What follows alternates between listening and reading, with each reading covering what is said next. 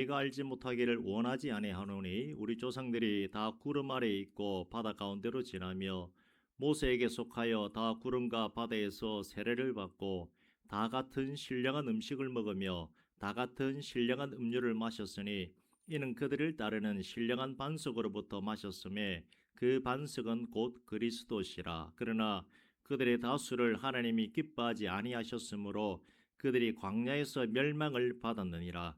이러한 일은 우리의 본보기가 되어 우리로 하여금 그들이 악을 즐겨한 것 같이 즐겨하는 자가 되지 않게 하려 함이니 그들 가운데 어떤 사람들과 같이 너희는 우상 숭배하는 자가 되지 말라. 기록된 바 백성이 앉아서 먹고 마시며 일어나서 뛰논다 함과 같으니라. 그들 중에 어떤 사람들이 음행하다가 하루에 2만 3천 명이 죽었나니 우리는 그들과 같이 음행하지 말자. 그들 가운데 어떤 사람들이 주를 시험하다가 뱀에게 멸망하였나니 우리는 그들과 같이 시험하지 말자. 그들 가운데 어떤 사람들이 원망하다가 멸망시키는 자에게 멸망하였나니 너희는 그들과 같이 원망하지 말라. 그들에게 일어난 이런 일은 본보기가 되고 또한 말세를 만난 우리를 깨우치기 위하여 기록되었느니라. 그런즉 선줄로 생각하는 자는 넘어질까 조심하라. 아멘. 오늘 제목은 하나님의 자녀 된 후입니다. 언제 세례 받으셨는지 다들 기억하시지요? 생년월일을 기억하시듯이 세례 받은 날 반드시 기억하는 것이 좋습니다. 생일은 챙깁니다만은 세례 받은 날에 대해서는 별로 챙기지 않고 또 귀하게 여기지 않는 풍토가 있습니다. 한데 세례 받은 날도 생일입니다. 사망에서 생명으로 건너온 날이기 때문에 다시 태어난 날이고 생일이 됩니다. 그래서 뭘 줍니까? 세례 증서를 주는 것이고 이 세례 증서가 출생신고서이고 주민등록증이 되는 것입니다. 하나님의 자녀됨을 증명하는 것이 세례입니다. 세례받지 아니해도 하나님의 자녀인 것은 맞습니다만 세례받은 후에는 그 삶이 달라집니다. 세례받기 전에 여러분들의 삶과 세례받고 난 후에 생활이 달라짐을 아실 것입니다. 어떻게요? 하나님의 인도하심과 섭리하심이 있다는 것을 확실히 알게 됩니다. 우리 눈에는 보이지 않습니다만은 하나님이 도장으로 나를 콕 찍은 상태가 되어버립니다. 그것을 뭐라 그런가 하면 하나님의 인치심의 은혜가 있다라고 말합니다. 사도 바울도 세례가 얼마나 귀한 것인지 잘 알고 있고 고린도 교회 성도들도 누구에게 세례받았는가 하는 문제로 다투기도 했습니다. 고린도전서 1장에 보면 바울에게, 아볼로에게, 게바에게, 그리스도에게 속하였다 하면서 서로 간에 다툼이 일어났습니다. 나는 누구에게 세례받았다, 나는 누구에게 세례받았다 하면서 세례 준 사람이 중요하다고 하며 분쟁하는 분쟁이 일어납니다. 그에 대해 바울이 정리합니다. 바울이 너희를 위해 십자가에 못 박힌 것이 아니라 바울이 세례를 준다 할지라도 바울의 이름으로 세례 준 것이 아니다라고 하며 정리를 해줍니다. 세례는 하나님의 이름으로 세례를 주는 것이지 세례 베푸는 집례자가 중요하지는 않다는 것입니다. 그것 때문에 다투지 말라라고 고린도교회 성도들에게 당부를 합니다. 이렇게 세례가 중요한 것이기에 예수님이 오시고 난 이후에는 믿는 자에게 반드시 세례를 베풉니다. 구약시대에는 세례가 아니라 육신의 할례를 행함으로써 하나님의 백성입니다라고 하는 확실한 표시를 해뒀습니다. 그래서 아브라함 때부터 아브라함의 후손들은 모두 할례를 받습니다. 그런데 유대인 중에 할례를 받지 못한 유대인들이 있습니다. 누군가 하면 출애굽 1세대들, 애굽에서 나올 때에 그 사람들은 할례를 받지 못하고 나왔습니다. 자, 이제 문제가 되지요. 그러면 그 사람들은 하나님의 자녀인가 아닌가? 자, 다시요. 잘 들으십시오. 세례를 받지 않는다 할지라도 교회 다니면 하나님의 자녀인 것은 맞습니다. 그러나 세례는 받아야 되죠. 세례 안 받은 상태에서 교회를 다니더라도 하나님의 자녀는 맞죠. 그 문제와 같습니다. 혈통적으로 아브라함의 후손이기 때문에 아브라함의 후손 하나님의 백성임은 맞습니다마는 아브라함의 후손은 태어난 지 8일 만에 할례를 받으라고 말씀하셨기 때문에 할례를 받아야 그 증거가 되어집니다. 근데 이 사람들은 증거를 받지 않았습니다. 이 문제가 지금 오늘 고린도전서 10장에서 나오는 문제입니다. 자, 그러면 이들은 하나님의 자녀인가 아닌가 하는 문제가 대두가 됩니다. 다른 말로 한다면 부모님이 우리나라 사람이고 그 자녀가 태어나면 당연히 한국 사람입니다마는 출생 신고를 하지 않으면 어떻습니까? 법적 효력이 없습니다. 출생 신고하지 않기 때문에 주민등록번호가 있습니까? 없습니까? 없는 상태가 되어져 버리는 거죠. 그렇다고 그 아이를 한국 사람이 아니다라고 누가 말할 수 있겠습니까? 또 그건 또 아니지 않습니까? 한국에서 태어난 한국 사람은 맞습니다만은 출생 신고하지 않았기 때문에 주민번호가 없기 때문에 참 난처한 상황에 어중간한 그런 상태가 된다는 겁니다. 그에 대해 바울이 어떻게 말하는가 하면 성경 보십니다. 1절부터 한번 보겠습니다. 10장 1절입니다. 5절까지 보십니다. 형제들아 나는 너희가 알지 못하기를 원하지 아니하노니 우리 조상들이 다 구름 아래에 있고 바다 가운데로 지나며 모세에게 속하여 다 구름과 바다에서 세례를 받고 다 같은 신령한 음식을 먹으며 다 같은 신령한 음료를 마셨으니 이는 그들을 따르는 신령한 반석으로부터 마셨음에 그 반석은 곧 그리스도시라. 그러나 그들의 다수를 하나님이 기뻐하지 아니하셨으므로 그들이 광야에서 멸망을 받았느니라. 아멘. 2절에 보면 뭐라고 나와 있습니까? 세례를 받았다라고 나오지요. 자, 할례는 받지 않았습니다마는 세례를 받았습니다. 뭘로 세례 받았습니까?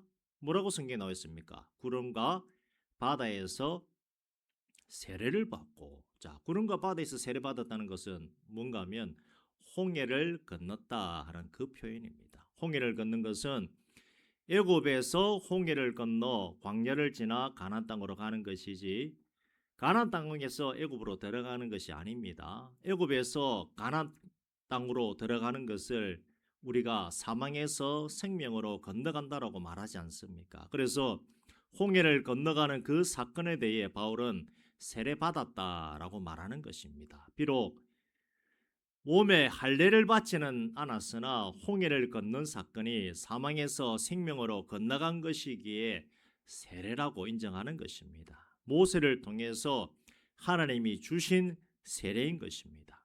다 같은 신령한 음식을 먹고 다 같은 신령한 음료를 마시고 신령한 반석으로부터 마셨는데 그 반석은 곧 그리스도 예수라고 분명히 말하고 있습니다.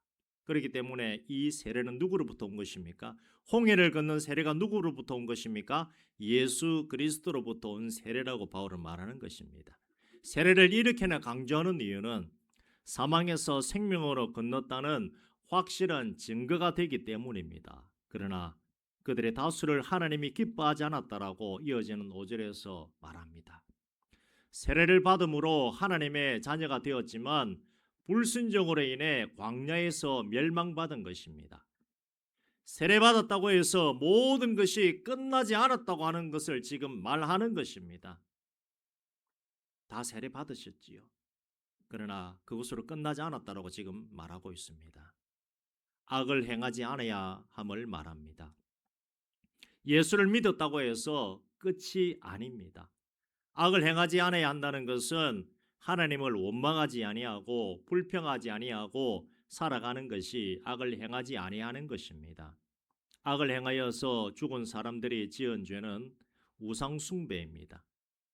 하나님이 구름 기둥과 불 기둥으로 낮과 밤으로 지켜주시는 것이 보였지만 이 사람들은 우상 숭배의 죄를 지었습니다.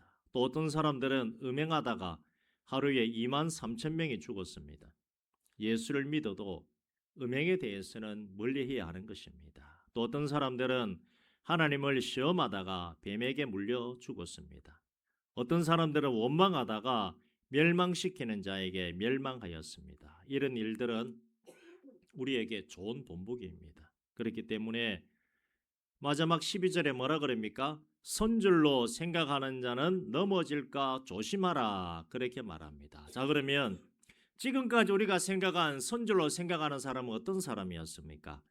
믿음의 좋은 사람, 믿음의 굳건히 선 사람을 선줄로 생각하는 사람이라고 우리는 그렇게 알고 있었습니다만은 오늘 본문을 본다 그러면 믿음의 선자는 누구를 말합니까?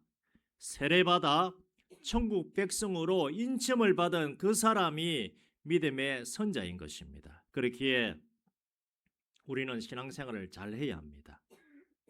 우상 숭배하는 죄를 짓지 마시길 바랍니다. 다른 무엇보다도 한국 사람의 제1의 우상은 누구입니까? 본인이 하는 행동은 잘 모르고 저 집은 부모님이나 할아버지 할머니가 손자 손녀를 사랑하고 아들 딸을 사랑하는 모습을 보고서 자녀가 뭐라 그럽니까? 우상이다 하는 말을 합니다. 본인을 먼저 우리는 돌아볼 줄 알아야 되겠습니다. 정말 곰곰이 생각해 보시길 바랍니다. 내 아들에 대해서 내 딸에 대해서 하나님보다 더 지극정성은 아닌지 말입니다. 우상 숭배하는 일은 하나님이 제일 미워하시고 싫어하시는 일인데 그 일에 종사하는 사람이 우리나라에는 너무 많습니다. 예전에는 한 30만 명 된다 그랬는데 30만 명만 해도 거제 인구보다 많지요. 근데 다시 알아보니까 100만 명 얘기를 합니다. 귀신을 섬기는 자들이 많이 있고 점치는 사람도 많이 있습니다. 우상 숭배하는 일로 인해 본인도 죽고 이 세상도 죽어가는 것입니다. 음행하는 일도 멀리 하시길 바랍니다. 부부가 아닌 다른 이성을 만나는 것도 음행이고 마음으로 음행을 해도 음행이고 생각으로 해도 음행이고 하나님 이외에 다른 신을 섬겨도 음행이고 하나님보다 다른 어떤 것을 더 좋아하고 사랑하는 것도 영적 음행입니다. 하나님을 시험하다가 뱀에 물려 죽은 일이 민수기 21장에 나옵니다. 정확한 내용을 보자면 하나님을 시험한 것이 아닙니다. 뭐라고 나오는가 하면 그 사람들이 자기들의 형편에 대해 원망하고 불평하고 하나님의 뜻은 알아보지도 않으면서 모세와 하나님에 대해서 불만이 가득하다는 그 내용이 나옵니다. 그리고 그들이 음식을 싫어합니다. 이때의 음식은 뭐겠습니까? 만나와 메추라기입니다. 정말 싫어한다라고 성경에 나와 있습니다. 감사신앙이 아니라 원망과 불평이고 애굽에서 살 때가 더 좋았고 더 좋은 것을 먹었다고 하면 하다가 하나님이 불뱀을 풀어버리자 뱀에게 그 사람들이 물려 죽은 것입니다. 예수 믿기 전에 상태가 더 좋았다. 예수 믿고 나니 더 좋지 않다.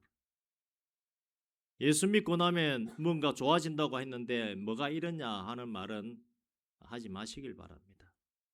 그런 말 하면서 하나님 원망하다가 뱀에게 물려 죽은 것인데 지금 우리에게 적용하자면 불뱀이 와서 물어버리는 것이 아니라 원망과 불평으로 인해 하나님으로부터 내려오는 은혜가 막혀버리고 오히려 저주가 나에게 임하는 통로를 내가 열어버리게 되는 일이 일어나는 것입니다. 원망과 불평과 불만은 세례받아 천국 백성 된 사람이 해서는 안 될 말입니다. 원망하지 마시길 바랍니다. 원망했던 그 사람들 유대인들에게 아브라함의 후손들에게 이런 말을 했습니다. 신명기 8장 3절입니다. 너를 낮추시며 너를 줄이게 하시며 또 너도 알지 못하며 네 조상들도 알지 못하던 만나를 네게 먹이신 것은 사람이 떡으로만 사는 것이 아니요 여호와의 입에서 나오는 모든 말씀으로 사는 줄을 네가 알게 하려 하심이니라라고 성경은 말하고 있습니다. 그런데 유대인들은 애굽에서 나온 유대인들은 뭐만 생각했습니까? 입의 즐거움만 생각했습니다. 내가 애굽에 살 때는 내가 먹고 싶은 거 마음대로 먹고 살았는데 하나님 믿고 나니까 왜 만나와 메추라기밖에 주지 않습니까? 라고 하면서 그 말만 했습니다만은 하나님이 원한 것은 무엇이었습니까? 육신의 즐거움을 따라 사는 것을 원치 않았습니다. 하나님의 말씀 따라서 입에서 나오는 모든 말씀으로 살아가게 된다는 것을 알 수 있도록 하나님이 훈련시키기 위해서 했던 것인데 그 사람들의 입에서 원망과 불평만 나왔던 것입니다. 여러분들의 지금 형편은 어떠합니까? 모태신앙인 분은 제가 잘 모르겠습니다만은 예수 믿기 이전과 이후의 상황을 비교했을 때에 더 좋아지신 분도 계실 것이고 내 삶이 왜 이렇게 되었냐라고 말씀하시는 분도 계실 것입니다만은 좋고 나쁘다의 문제가 아니라 세례받고 난 다음은 분명히 하나님의 섭리와 인도 따라서 가게 된다는 사실을 인정하시고 하나님의 말씀에 붙들려서 그렇게 살아가시길 바랍니다. 우리가 살아가는 모든 것은 훈련입니다. 연단입니다. 하나님이 여러분 형편 다 알고 있으십니다. 여러분들이 살아가는 모든 것 하나님이 분명히 알고 있습니다. 그래서 원망은 내려놓으시고 말씀의 순종의 길을 가시길 바랍니다. 만나와 메추라기를 40년 동안 먹었습니다. 그러나 그게 하나님 안에서의 훈련입니다. 여리고 성 앞에서 만나가 그치게 됩니다. 우리 평생의 연단이고 훈련입니다. 세례받는 것은 천국에 들어가는 도장을 받는 것이고 세례받은 이후에 더 열심히 신앙생활 해야 합니다. 오늘 김미수 학생이 세례받습니다. 하나님의 자녀라고 완전히 인치심을 받게 되는 것입니다. 축하해 주시고 이미 세례받으신 분들도 오늘 말씀을 잘 생각하시고 세례받은 사람은 믿음에 섰다라고 말하고 있습니다. 믿음에 선 사람은 세례받은 사람이라고 오늘 분명히 성경에서 말하고 있습니다. 그래서 뭘 조심해야 됩니까? 넘어질까 조심하라고. 음행이나 원망이나 불평과 불만 몇 가지 예를 성경에서는 들었습니다만은 우리가 넘어질 일들이 너무나도 많이 있습니다. 분명히 우리 세례받은 분들을 조심하라고 하나님께서 말씀하고 있다는 사실입니다. 우리는 어떤 형편이든지 하나님의 인도 따라서 살아가는 사람입니다. 원망하지 마시고 이 입으로 감사하시고 찬양하시고 날마다 하나님 안에서 기뻐하시는 신앙생활 하시기를 주의 이름으로 축원드립니다. 기도합니다. 하나님 아버지 감사합니다. 오늘 하나님의 자녀된 후라고 하는 제목을 가지고서 함께 말씀을 나누었습니다. 그는 즉 선줄로 생각하는 자는 넘어질까 조심하라고 하는 이 말이 다른 뜻이 아니라 세례받고 난 우리의 삶에 대해서 말해주는 내용임을 우리가 보았습니다.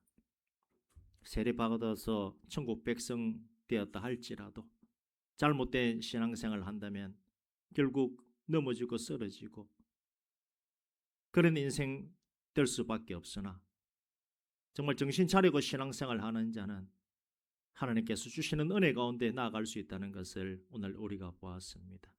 정말 우리가 깨어 신앙생활 하길 원합니다. 날마다 정말 하나님 앞에 붙들림 당하는 그런 우리 모두가 되어줄 수 있도록 하나님께서 은혜 가운데 인도 축복하여 주시옵소서. 예수님 이름으로 기도드리옵나이다. 아멘.